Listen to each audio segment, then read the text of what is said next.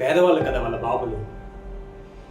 ఒకరు కూరగాయలు అమ్మితేనో, ఇంకొకరు ట్రక్కు నడిపితేనో, ఇంకొకరు రోడ్లు క్లీన్ చేసుకుంటూ ఉంటారు. మండే ఎండల్లో చెప్పులు లేకుండా ఉత్త కాళ్ళతో పొలంలో కష్టపడి వ్యవసాయం చేస్తారు మా నాన్నగారు. వాళ్ళు తమ పిల్లల్ని ఖరీదైన స్కూళ్ళలోనూ కాలేజీలలో చదివించలేరు.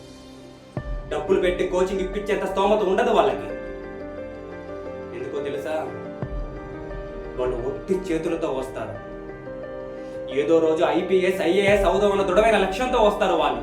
ఒకవేళ లైబ్రరీలో చీటీ పట్టుకుని ఓడవలసి వచ్చినా, టాయిలెట్స్ క్లీన్ చేసినా కూడా వెనకడుగు వెయ్యరు వాళ్ళు.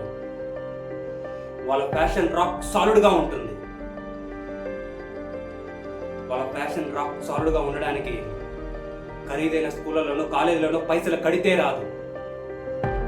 హిందుస్థాన్లో కొన్ని కోట్ల మంది పెట్టుకున్న నమ్మకం గుర్తొస్తుంది వాళ్ళకి.